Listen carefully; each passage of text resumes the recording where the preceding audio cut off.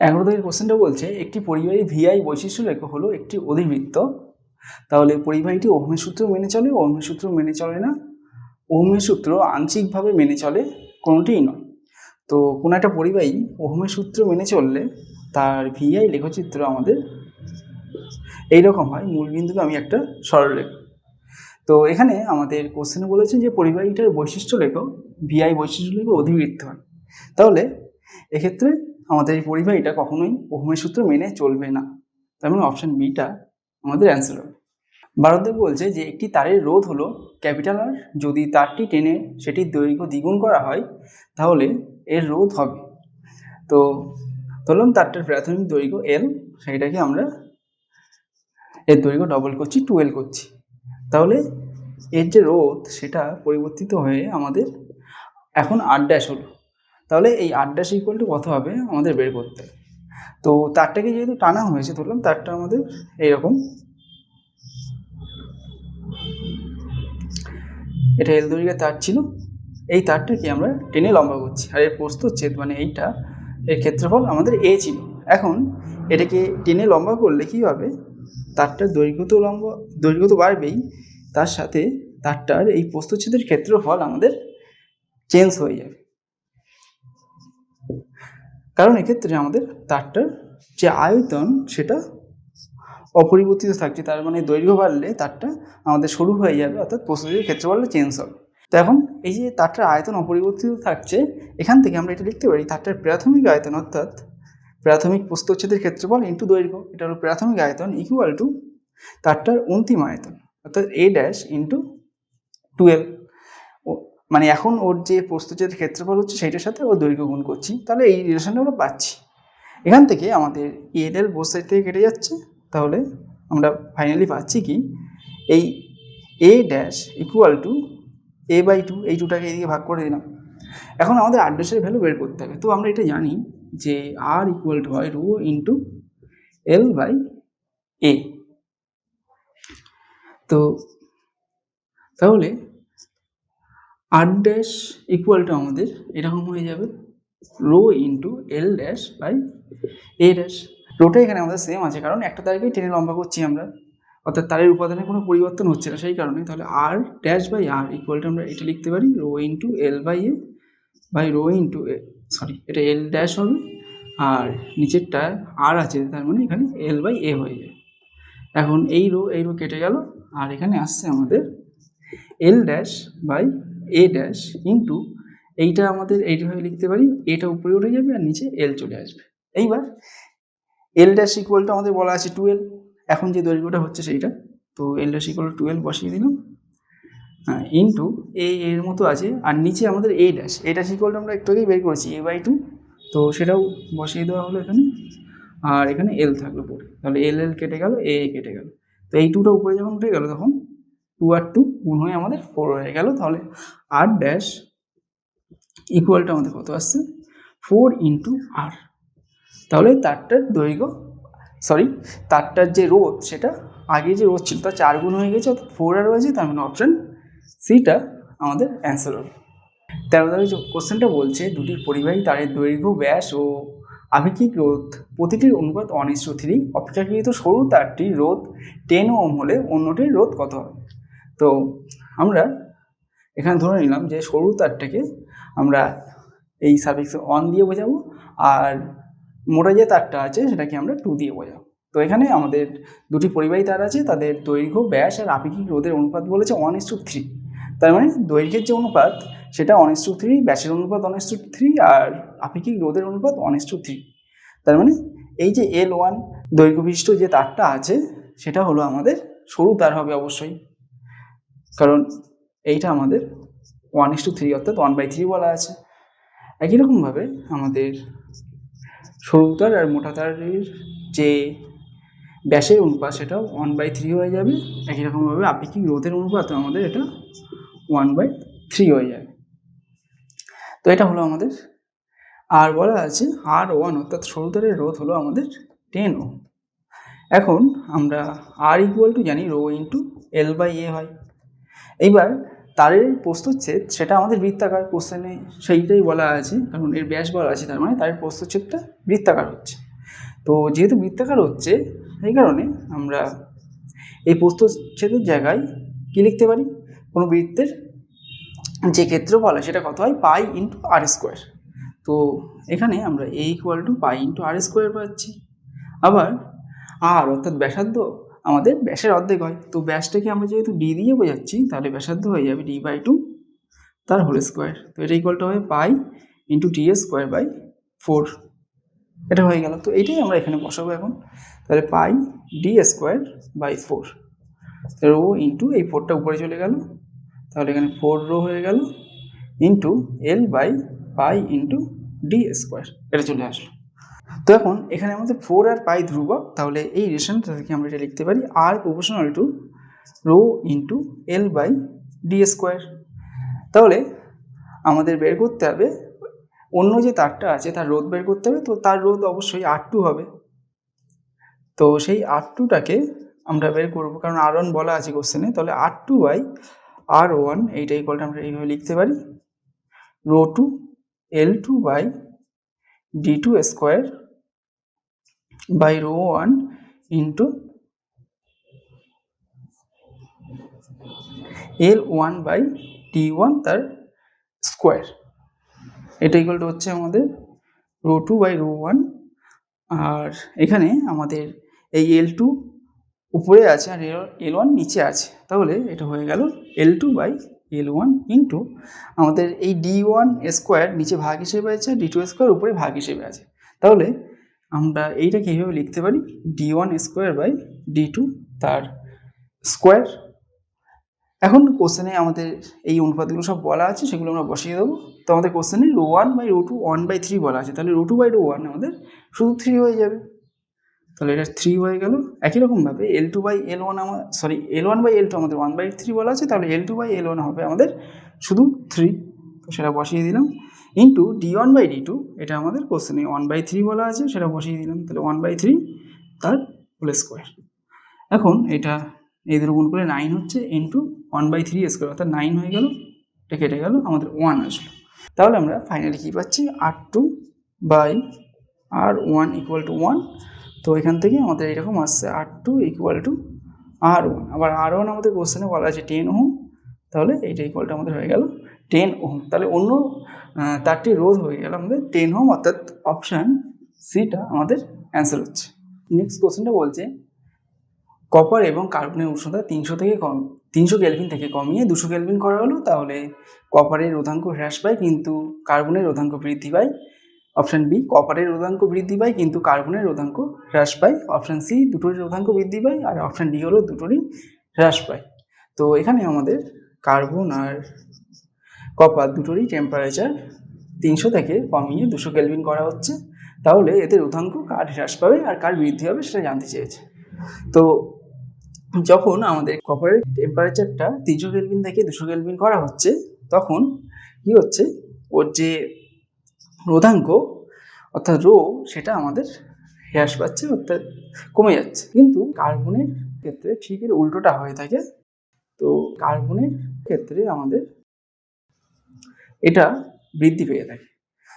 তাহলে আমাদের অপশান এটা অ্যান্সার হবে। তো প্রণোদক বলছে তারের দৈর্ঘ্য 1% বাড়ানো হলো কিন্তু আয়তন স্থির রাখা হলো, তবে রোধাঙ্ক 1% বাড়বে, রোধ 2% বাড়বে, রোধাঙ্ক 1% কমে যাবে, রোধ 2% কমে যাবে। তো একটা নির্দিষ্ট তার একটা নির্দিষ্ট উপাদান দিয়ে তৈরি হয়, তার ফলে তার রোধাঙ্কের কোনো পরিবর্তন হবে না, অর্থাৎ অপশান এ আর সিটা আমাদের কখনোই সঠিক হবে না। এক্ষেত্রে যেহেতু তারের দৈর্ঘ্যটাকে বাড়ানো হয়েছে, তাহলে রোধের একটা পরিবর্তন হবে। তো তাহলে আমাদের অপশান বি আর ডি এর মধ্যে একটা অ্যান্সার হবে। তো তারের দৈর্ঘ্যটাকে আমাদের 1% বাড়ানো হচ্ছে, তার মানে এখন দৈর্ঘ্য যদি L' হয় সেটা কত হয়ে যাবে, L প্লাস 1/100 ইন্টু L। তো এটাকে আমরা যোগ করলে এটা পাচ্ছি 101/100 ইন্টু L। আর এর আয়তন ধ্রুবক বলা আছে, আয়তন ধ্রুবক হলে আমাদের কি হবে, এর যে প্রাথমিক আয়তন অর্থাৎ প্রাথমিক প্রস্থচ্ছেদ ইন্টু প্রাথমিক দৈর্ঘ্য, এটা ইকুয়াল টু হয়ে যাবে অন্তিম প্রস্থচ্ছেদ A ড্যাশ ইন্টু অন্তিম দৈর্ঘ্য L ড্যাশ। তো এখানে আমরা L ড্যাশের মানটা বসিয়ে দেবো, তাহলে এইটা ইকুয়াল টু আসছে 101 বাই একটা A ড্যাশ ছিল, এরকম চলে আসলো। তাহলে এল এল কেটে গেলে আমাদের আসছে এই রিলেশনটা। তো এই রিলেশনটা আর এই রিলেশনটা আমাদের অঙ্ক করতে গেলে কাজে লাগবে। এখন আমাদের কত পার্সেন্ট বাড়বে জানতে চেয়েছে তার এরিয়াটা। তাহলে এখন যদি তারের রোধ আর ড্যাশ হয় আর প্রাথমিক রোধ যদি আর হয়, তাহলে রোধের পরিবর্তন অর্থাৎ আর ড্যাশ মাইনাস আর বাই প্রাথমিক রোধ, এইটা থেকে আমরা শতকরা যে পরিবর্তনটা হবে সেটা পাবো। এইটার সাথে আমাদের আর কি করতে হবে, 100 গুণ করতে হবে। তাহলে এই ভ্যালুটা আমাদের টোটাল বের করতে হবে। তো এইটা ইকুয়ালটা আমরা লিখতে পারি কি, R dash by R minus 1 into 100। এখন আর ইকুয়ালটা আমাদের হয় rho into L by A. তাহলে আর ড্যাশ ইকুয়ালটা হয়ে যাবে rho into L dash by A dash. তাহলে এখান থেকে আমরা যদি আর ড্যাশ বাই আর বের করি তাহলে কি আসবে, এই মানগুলো আমরা বসিয়ে দিলাম। তাহলে রো কেটে গেল আর এখান থেকে আমাদের চলে আসছে L dash by A dash. আর এটা ঠিক উল্টে যাবে, তাহলে এ বাই এল চলে আসবে। তো এইটা আমরা এখানে বসিয়ে দেবো। তাহলে L dash by L into A by L minus 1 into 100। তো এল ড্যাশ বাই এল এটা আমাদের কত আসছে, 101 বাই 100। এটা বসিয়ে দিলাম 101 বাই 100। ও সরি, এটা আমাদের এইটাকে আমরা একটু ভুল লিখেছিলাম। এইটাকে আমি এল ড্যাশ আর এই এলটা নিচে নিয়ে আনলে আমরা এল ড্যাশ বাই এল লিখতে পারি, আর এই এ ড্যাশটাকে এখানে নিয়ে গেলাম, তাহলে এ বাই এ ড্যাশ চলে আসলো। তাহলে এইটা হলো। তো তাহলে এ বাই এ ড্যাশ এটা আমাদের কত আসছে, এই এ ড্যাশটাকে এর নিচে নিয়ে যদি আমরা লিখি তাহলে 101 বাই 100 চলে আসবে, মাইনাস 1 এত ইন্টু 100। তো এখন 101 আর 101 গুণ করলে আমরা পাচ্ছি 10201 বাই 100 গুণ করলে আমাদের আসছে 10,000 মাইনাস 1। তো এইটা থেকে যদি 10,000 বিয়োগ করে দেই তাহলে আমাদের আসবে এরকম 201 আসবে উপরে, 201 বাই 1 এইটা। ও সরি, এর সাথে একটা আমাদের 100 গুণ ছিল, তাহলে এইটা ইন্টু 100 হয়ে যাবে। দুটো জিরো আমাদের কেটে গেল। তাহলে 201 বাই 100 এটা ইকুয়ালটা আমরা তাহলে লিখতে পারি 2.01। তাহলে আমাদের এক্ষেত্রে যেহেতু এটা পজিটিভ আসছে, অর্থাৎ আমাদের রোধটা বাড়বে, এবং কতটা বাড়বে এটাকে অ্যাপ্রক্সিমেটলি তাহলে আমরা বলতে পারি 2% বাড়ছে। তার মানে অপশন বিটা আমাদের অ্যান্সার হবে। নেক্সট কোশ্চেনটা বলছি, নির্দিষ্ট ধাতুর একটি তারকে ধীরে ধীরে 10% প্রসারিত করা হলো। এই নতুন রোধ এবং আপেক্ষিক রোধ যথাক্রমে 1.2 গুণ 1.1 গুণ, অপশন বি বলছে 1.21 গুণ অপরিবর্তিত, অপশন সি উভয়ই অপরিবর্তিত, আর অপশন ডি 1.1 গুণ আর 1.1 গুণ। তো একটা নির্দিষ্ট ধাতু একটা নির্দিষ্ট উপাদান দিয়েই তৈরি হয়, তো তার ফলে তার রোধাঙ্ক অর্থাৎ আপেক্ষিক রোধ অপরিবর্তিত থাকে।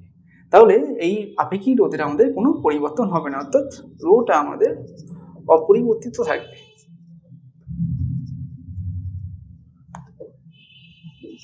তাহলে অপশান এটা আর অপশান ডিটা আমাদের কখনোই হবে না, কারণ এখানে 1.1 গুণ হবে বলেছে আর এখানেও 1.1 গুণ হবে বলেছে। তার মানে আমাদের অপশান সি আর বি এর মধ্যে একটা অ্যান্সার হবে। তো এখানে বলেছে উভয় অপরিবর্তিত, আর অপশান বিতে বলছে 1.21 গুণ আর অপরিবর্তিত। তো আমরা এখান থেকে অ্যান্সারটা বলে দিতে পারি যে যেহেতু আমাদের দৈর্ঘ্য প্রসারিত করা হচ্ছে তারটার, সেই কারণে ওর রোধের একটা পরিবর্তন হবে, তো সেটা অপরিবর্তিত কখনোই হবে না, মানে আনচেঞ্জ থাকবে না কখনোই। তার মানে অপশান বিটাই কিন্তু আমাদের অ্যান্সার হবে, অপশান সিটা কখনোই অ্যান্সার হবে না। তো সেটা আমরা করে দেখব যে এটা 1.21 গুণ অ্যাকচুয়ালি হচ্ছে কিনা। এখন আমাদের কোশ্চেনে যেটা বলা আছে যে তারটাকে ধীরে ধীরে প্রসারিত করে 10% প্রসারিত করা হলো ধীরে ধীরে, তাহলে ওর নতুন রোধটা বের করতে হবে। রোধটা তো আমরা অপরিবর্তিত দেখলাম, অর্থাৎ আপেক্ষিক রোধ অপরিবর্তিত, আর নতুন রোধটা বের করতে হবে। তো এখন যে দৈর্ঘ্যটা সেটা এল ড্যাশ হলে এল ড্যাশ ইকুয়ালটা আমরা এইভাবে লিখতে পারি এল প্লাস 10% বাড়ানো হয়েছে অর্থাৎ এইটা ইন্টু এল। তাহলে এটা যোগ করলে আমাদের 110 চলে আসছে, 110 বাই 100 ইন্টু এল। এই 10 কেটে গেল, তাহলে 11/10 ইন্টু এল চলে আসলো এল ড্যাশ। আর এক্ষেত্রে তারটা যে আয়তন অর্থাৎ ভি এটা আমাদের ধ্রুবক থাকবে। তো এই ভি ধ্রুবক থাকলে আমরা লিখতে পারি ওর যে প্রাথমিক আয়তন অর্থাৎ এ ইন্টু এল, এটা হলো প্রাথমিক প্রস্থচ্ছেদ আর এলটা হলো প্রাথমিক দৈর্ঘ্য। এইটা ইকুয়াল টু আমাদের অন্তিম প্রস্থচ্ছেদ এ ড্যাশ ইন্টু এল ড্যাশ, এটা হলো। এবার এখানে আমরা এল ড্যাশের মানটা বসিয়ে দেবো, তাহলে হচ্ছে A into L equal to A dash into 11/10 into L. তো এখানে এল এল কেটে গেল, তাহলে আমরা কি পাচ্ছি, A equal to A dash into 11/10। তো এই রিলেশনটা থাক, এটা আমাদের পরে কাজে লাগবে। এই দুটো রিলেশন, এইটা একটা এইটা একটা। এখন আমাদের বের করতে হবে নতুন রোধ। এখন আমরা যেটা জানি যে আর ইকুয়াল টু আমাদের হয় রো ইন্টু এল বাই এ। তো এখন রোধের যে আরেকটি পরিবর্তন হবে সেটাকে আমরা এইভাবে লিখতে পারি, আর ড্যাশ আমাদের এখন যে রোধ আর আরটা প্রাথমিক রোধ হলে এইটা হলো রোধের পরিবর্তন কতটা হচ্ছে আর ড্যাশ মাইনাস আর বাই প্রাথমিক রোধ। তো এইটা ইকুয়াল টু আমাদের তাহলে কি আসছে, এইটা ইকুয়াল টু আমাদের এরকম আসছে আর ড্যাশ বাই আর -1। এখন তাহলে এইটা ইকুয়াল টু আমরা লিখতে পারি আর ড্যাশ ইকুয়াল টু, তাহলে কত হয়ে যাবে, R dash equal to rho into L dash by A dash. তাহলে আর ড্যাশ বাই আর করলে এই রো আর এই রো আমাদের কেটে যাবে, তাহলে আর ড্যাশ হলো rho into L dash by A dash by R হলো এইটা -1, রো রো কেটে গেল। তাহলে আমাদের ফাইনালি আসছে L dash by L into A by A dash -1, এইটা আসলো। তাহলে আমি যে রিলেশনটা পেলাম সেটা এরকম, R dash by R -1 equal to L dash by L into A by A dash -1। তো এল ড্যাশ বাই এল সেটা আমরা এখান থেকে কত পাচ্ছি, এই এলটা এইদিকে ভাগ করে দিলে 11/10 পাচ্ছি। তাহলে এটা হয়ে গেল 11/10 into A by A dash. তো এ বাই এই এ ড্যাশটাকে আমরা এর নিচে ভাগ করে দিলাম, তাহলে কত পাচ্ছি 11/10 -1। তো এদের গুণ করলে কত আসছে আমাদের, উপরে 11 ইন্টু 11 অর্থাৎ 121/100 -1। তো এটা বিয়োগ করলে আমাদের তাহলে চলে আসবে, উপরে 121 থেকে 100 বিয়োগ হবে, তার মানে 21/100। এইবার এই -1টাকে ডান দিকে নিয়ে চলে যাবো আমরা, তাহলে R dash by R equal to আমাদের হয়ে গেল 21/100 +1। তো এটা যোগ করলে কত হবে, এই 21-এর সাথে আমাদের 100 যোগ করতে হবে, তাহলে 121/100, এটা ইকুয়াল টু হলো আমাদের 1.21। তাহলে এখান থেকে আমরা ফাইনালি যেটা পাচ্ছি সেটা হলো R dash equal to 1.21 into capital R, অর্থাৎ আগে যে রোধ ছিল তার 1.21 গুণ বৃদ্ধি পেয়েছে। তার মানে আমাদের অ্যান্সারটা হবে অপশান বি।